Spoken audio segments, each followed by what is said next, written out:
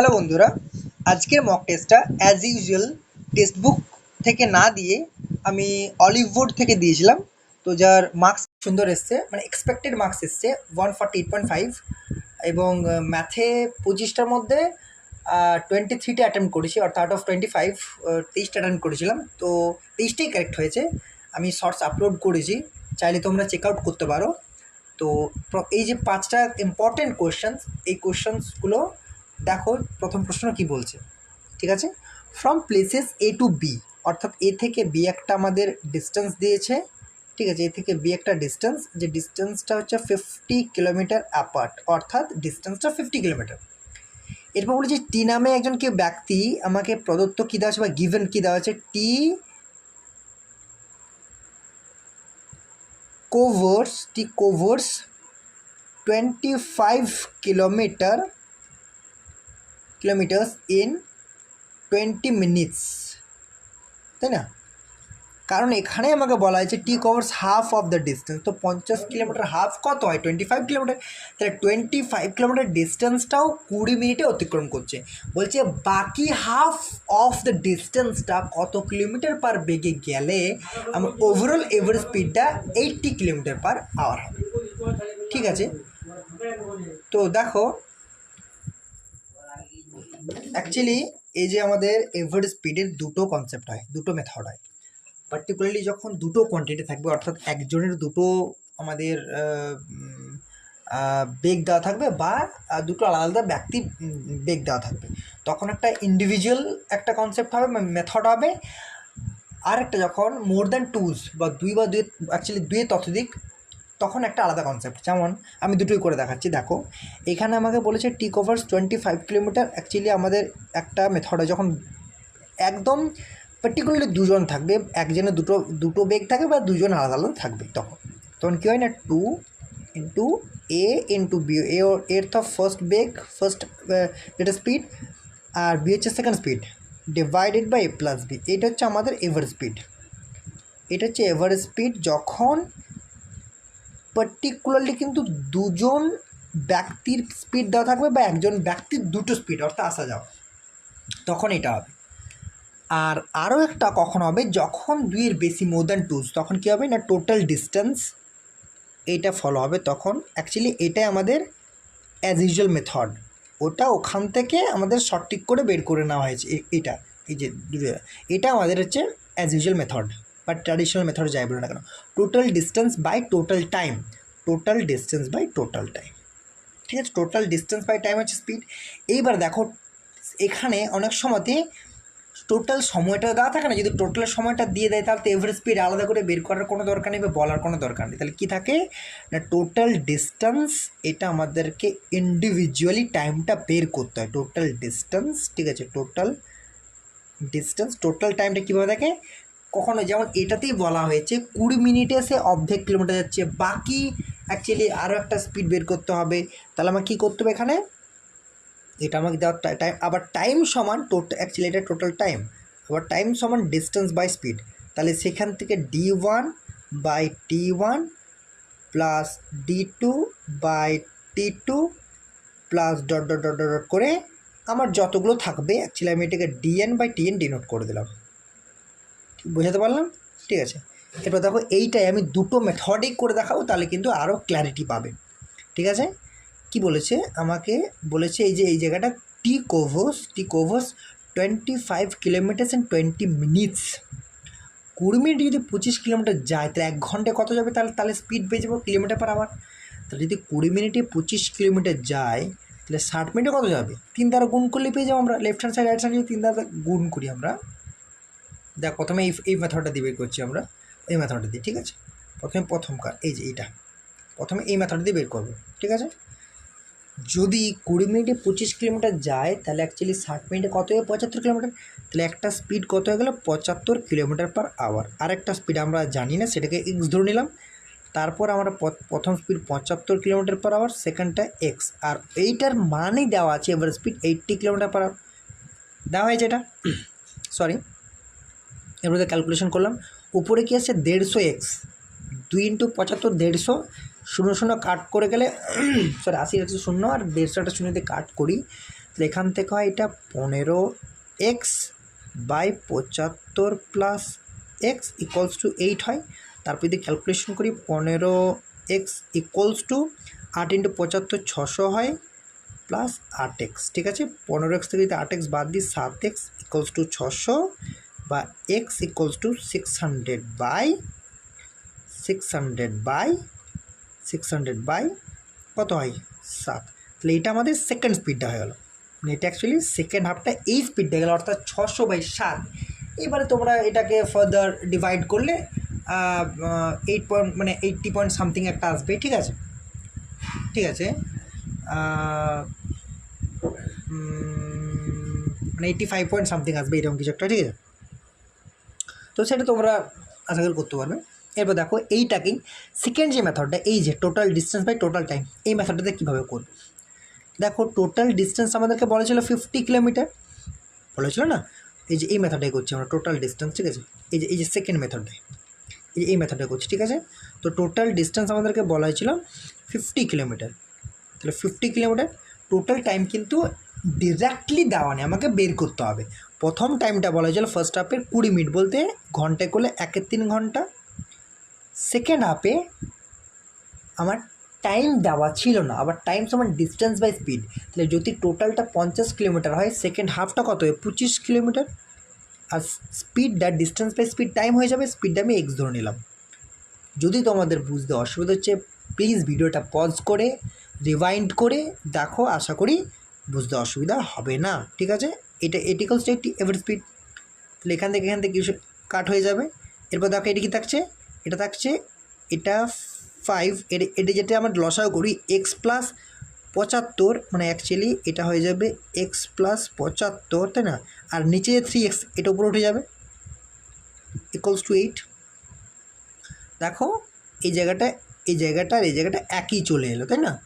এই যে দেখো এই যে 15x/x প্লাস 75, এই জায়গাটা পেয়েছিলাম 15x বাই এই জায়গাটা 15x/x প্লাস 75 8।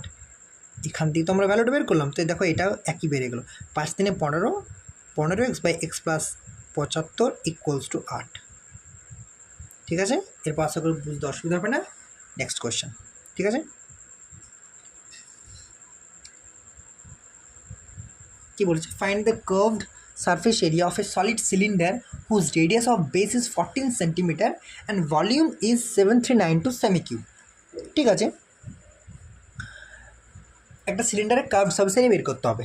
আমরা কার্ভড সারফেস সিলিন্ডার কি জানি আমরা না, curved surface area of cylinder, curved surface cylinder কী হয় না, কোনো সিলিন্ডারের কার্ভড সারফেস এরিয়া কী হয় না 2πr/h এটা হয়, যেখানে h হচ্ছে হাইট আর হচ্ছে রেডিয়াস অফ বেস। সেটা বের করতে হবে আমাদেরকে। তো আমাদের এখনও পর্যন্ত রেডিয়াসটা পেয়েছি, এইচটা পাইনি। এইচটা কোনখান থেকে পাবো না, ভলিউম থেকে পাবো। আবার ভলিউম অফ সিলিন্ডার কী হয় না, ভলিউম অফ সিলিন্ডার কী হয় volume of cylinder V equals to πr²h। Sorry, তো দেখো এরপর পায়ের মানটা জানি কত আমরা 22/7। তার আগে আমাদের ভি এর মানটা পুট করে নিই। ভি এর মানটা কত 7392, তাহলে 7392 আমাদেরকে দেওয়া হয়েছে। পায়ের মানটা 22/7, আর এর মানটা দেওয়া হচ্ছে 14, এইচ এর মানটা আমার এখান থেকে বের করতে হবে। ঠিক আছে, তো এরপর দেখো যদি আমরা 22 দিয়ে কাটার চেষ্টা করি এটাকে, তাহলে কী হয়, দেখো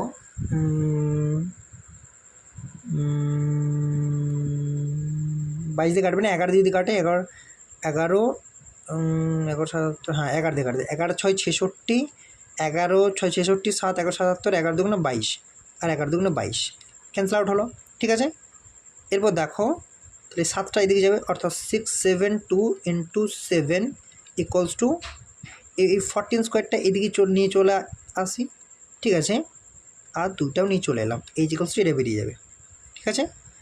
তারপর এইচ ইকুয়ালস টু এটা বেরিয়ে গেল, কত গেলো তাহলে 672, এইটা 7টা গুণ হয়ে গেল, আর 14 স্কোয়ার ইন্টু 2টা এইদিকে চলো। তাহলে যদি আমরা ক্যালকুলেশন না করি, কারণ আমাকে তো আলটিমেট এখানে ক্যালকুলেশন করতেই হবে, কারণ আমার এটা তো অ্যান্সার নয়, আমার অ্যান্সার হচ্ছে এইখানে ভ্যালু ফুট করবো তারপর অ্যান্সার পাবো। তাহলে দেখো যদি এই এইচটা এভাবেই রেখে দিই, তাহলে এখানে এরপর দেখো এইখানে ভ্যালু ফুট করো, 2 পাইছে, কার্ভ সাবস এরিয়া চেয়েছে, তো কার্ভ সাবস এরিয়ায় ভ্যালু যদি পুট করি আমরা, কার্ভ সাবস এরিয়া যদি ভ্যালু পুট করি তাহলে আমরা এখানে অ্যান্সার পাবো, ঠিক আছে। 2 পায়ের মানটা 22/7, 2 পাই আর বলতে 14, আর এইচ মানটা এখানে পুট করলাম, এখানে 672 into 7 divided by 14 square into 2। এবারে দেখো কী ক্যান্সেল আউট হচ্ছে, দেখো এটা 2 একটা 2 ক্যান্সেল আউট হচ্ছে, তাই না, 7 ক্যান্সেল আউট হচ্ছে, ঠিক আছে, 14 একটা 14 ক্যান্সেল আউট হচ্ছে, 14 থাকছে নিচে, ঠিক আছে, আর এটা থাকছে কি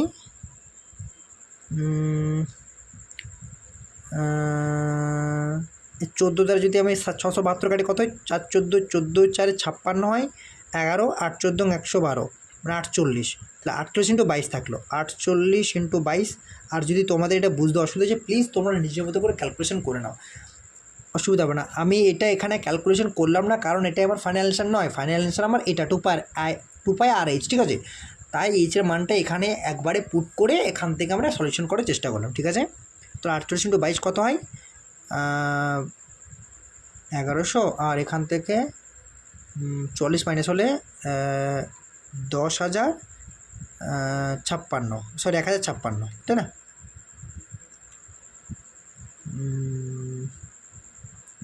ঠিক আছে, 56 মানে 1056, এটা আমাদের 1056 অ্যাকচুয়ালি আমাদের এককটা কী ছিল বা ইউনিটটা কী ছিল, সেমি ছিল, তাই না, তাহলে 1056 সেমি স্কোয়ার, তাহলে এটা আমাদের ফাইনাল অ্যান্সার, এটা আমাদের ফাইনাল অ্যান্সার হয়ে গেল, ঠিক আছে। Next question, x⁴ plus 1/x অ্যালজেব্রার এই টপিকটা খুব ইম্পর্টেন্ট টপিক, খুব লেভেল টপিক হচ্ছে আমাদের এসএসসির, খুব সুন্দর, ঠিক আছে। এখান থেকে কোশ্চেন আসবে।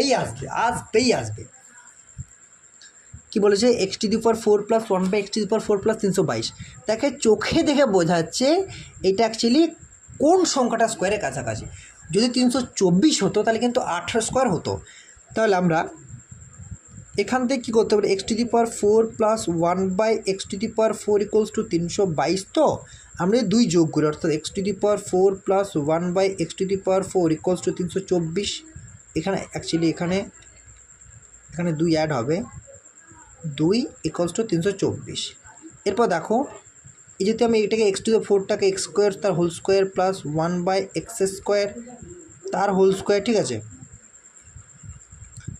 Plus 2 into x² into 1/x² equals to 324 লিখি, তাহলে দেখো a² plus b² plus 2ab মানে a প্লাস b তার হোল স্কোয়ার, অর্থাৎ x² প্লাস xs, এটা কি ফর্ম আসছে, দেখো এটা আমি কোষে বোঝাচ্ছি বলে মনে হচ্ছে যে একটু টাইম লাগছে, কিন্তু এটা যখন তোমরা নিজেরা ইউটিলাইজ করবে দেখবে মোটেও সময় লাগছে না, ঠিক আছে, সমান 324, তাহলে x² plus 1/x² equals to 18, তাহলে একটা পেলাম x², আবার এখান থেকেও ভাঙতে হবে, আবার দেখো 18টা কার কাছাকাছি, 16-র কাছাকাছি, 4² কাছাকাছি, তাহলে এরপর এমনি তো আমার মাইনাস চাই, তাহলে এবার মাইনাস করতে হলে কী হবে, আমাকে প্লাস করতে হলে +2 করছিলাম, তাহলে মাইনাস যখন করতে হবে তখন -2 করব, কারণ 2ab, আর এবিটা কি হয় a ইন্টু বিটা 1/a, তাহলে এটা অ্যাকচুয়ালি যদি আমরা x²টাকে a ধরি, 1/x²টাকে 1/a, তাহলে a ইন্টু 1/a অবভিয়াসলি 1ই হয়, সেই জন্য 2 অ্যাড বা মাইনাস করে আমরা সহজেই করতে পারি, তাহলে 2 মাইনাস করি, এই তোমাদের বোঝানোর জন্য এটা আমি কোষে করছি, নাহলে এগুলো তো মাইন্ড ক্যালকুলেশন হবে, ঠিক আছে। ইকুয়ালস টু 18 - 2 মানে 16 ডিরেক্ট লিখে দিলাম, ঠিক আছে। তাহলে আবার এই 2টাকে 2 ইন্টু x² প্লাস 1/x² লিখতে পারি, তার মানে কি a² plus b² plus 2ab, মানে অ্যাকচুয়ালি আলটিমেট এটা x - 1/x তার হোল স্কোয়ার হবে, কারণ এটা মাইনাস আছে, ইকুয়ালস টু 16, তাহলে x - 1/x ইকুয়ালস টু 4।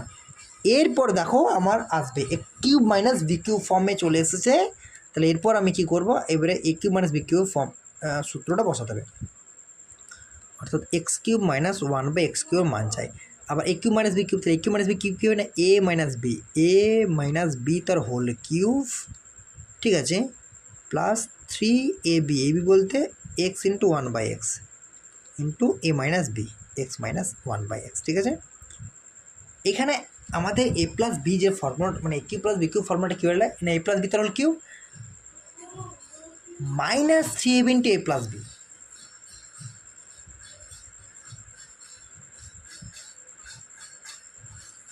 ঠিক আছে।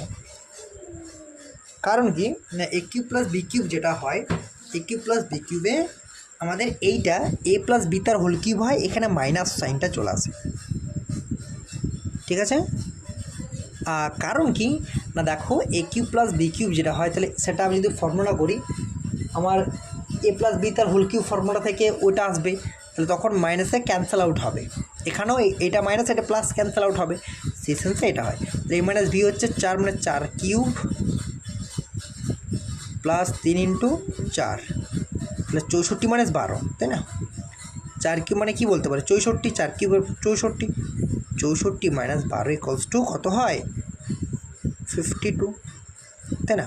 এটা আমাদের রিকোয়ার্ড আনসার, ঠিক আছে। নেক্সট কোয়েশ্চেন কী বলছে দেখো, the smaller cubes with sides 3, 4 and 5 cm are melted together to form a large cube. What is the ratio of the total surface area of the smaller cubes to that of the larger cube? কোনো ব্যাপার না, আমাদের বাহু বের করতে হবে। আর আমরা জানি কি না, অ্যাকচুয়ালি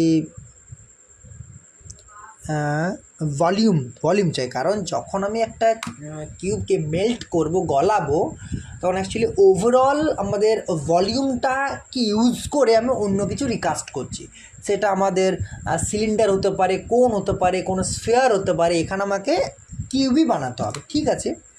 তো volume of cube, A cube জানি সবাই আমরা, তাহলে এইখানে এদের যে আয়তন, অর্থাৎ 3, 4, 5 ছোটো তিনটা যে আমাদের কিউব রয়েছে, তাদের যে বাহু রয়েছে 3, 4, 5, তাহলে এদের আমাদের জানি যে ভলিউম অফ কিউব কী হয় না, ভলিউম অফ কিউব হয় A cube, side cube, actually side cube. তাহলে প্রথম ভলিউমটার আয়তন কী হবে 3 কিউব প্লাস পরেরটার 4 কিউব প্লাস পরেরটার 5 কিউব, এইটা ইকুয়ালস টু বড়ো যে এটা পাবো তার আয়তনের সাথে সমান, তার বাহু যদি এ হয় তাহলে তার আয়তনের সাথে সমান হয়ে যাবে, তাহলে এটা 27 plus 64 plus 125 equals to A cube, এটা হয়ে যাবে 216, এটা হয়ে যাবে এ কিউব। তাহলে অ্যাকচুয়ালি এ কিউব সমান 216, মানে এটাকে যদি 6 কিউব লিখি সমান এ কিউব, ঠিক আছে। দেখো পাওয়ারগুলো সমান হলে বেসগুলো সমান হয়, বা বেসগুলো সমান হলে পাওয়ারগুলো সমান হয়, ভাইস ভার্সা। তাহলে অ্যাকচুয়ালি এ ইকুয়ালস টু 6, অর্থাৎ বড়ো যে কিউবটা বানাবো তার বাহু হয়ে গেল 6, ঠিক আছে। এখন দেখো, এখন আমাদের টোটাল সারফেস এরিয়া বলেছে, টোটাল সারফেস এরিয়া কিউব না, total surface area of cube কী হয় না 6a², যেখানে এ হচ্ছে আমাদের বাহু, তো total surface area of cube 6a² হয়। তাহলে দেখো 6 এমনিতেই কনস্ট্যান্ট, তাহলে ক্যান্সেল আউট তো হবেই, অ্যাকচুয়ালি এটা নিয়ে মতলব, বাহুটা নিয়ে মতলব। তাহলে অ্যাকচুয়ালি ওই যে তিনটা ছোটো ছোটো কিউব ছিল যাদের বাহু ছিল 3, 4, 5 যথাক্রমে রেসপেক্টিভলি, সেই তিনটা বাহুর মানে টোটাল সারফেস এরিয়ার যোগফল আর বড়ো যে বাহুটা পেলাম তার টোটাল সারফেস এরিয়া রেশিও কত, এটা আমাকে বলেছে। তাহলে দেখো আমার কি বললাম যে 6টা তো কনস্ট্যান্ট, তাহলে আমাদের এই টোটাল সারফেস এরিয়া কীভাবে কাউন্ট করবো আমরা, বাহুর স্কোয়ার, কারণ 6টা তো কনস্ট্যান্ট, 6 ক্যান্সেল আউট হবেই, কারণ এটা যখন করবো 6, 3² প্লাস 6, 4² প্লাস 6, 5², এটা করবো 6 ইন্টু 6², 6 কমনে ক্যান্সেল আউট হয়েই যাবে। তাহলে অ্যাকচুয়ালি আমাদের আলটিমেট কাজ যে বাহুটা 3² প্লাস 4² প্লাস 5², এটা হলো তিনটার, এটা রেশিও হয়ে যাবে 6², ঠিক আছে। রেশিও বলেছে না, এটা হয়ে যাবে 9 প্লাস 16 প্লাস 25 রেশিও, এটা হয়ে যাবে 36, একটু 9, 16, 25, 25, 50, মানে 50 রেশিও 36 বা 25 রেশিও 18, তাহলে এটাই আমাদের হয়ে যাবে। এখন ওই যে তিনটা কিউব ছোটো ছোটো ছিল, সেগুলোকে মেল্ট করে আমি একটা বড় কিউব যে রিকাস্ট করেছিলাম, সেই তিনটা কিউবের যৌথ সারফেস এরিয়ার সাথে বড় কিউবটা যেটা পেয়েছি তার সারফেস এরিয়ার রেশিও। আমার কারণ অ্যান্সার সেটাই চেয়েছে। আরও একবার দেখিয়ে দিই, দেখো অ্যান্সার সেটাই চেয়েছে। কী বলেছে যে what is the ratio of the total surface of the smaller cubes বলেছে to that of the larger cubes. ঠিক আছে, নেক্সট কোয়েশ্চেন,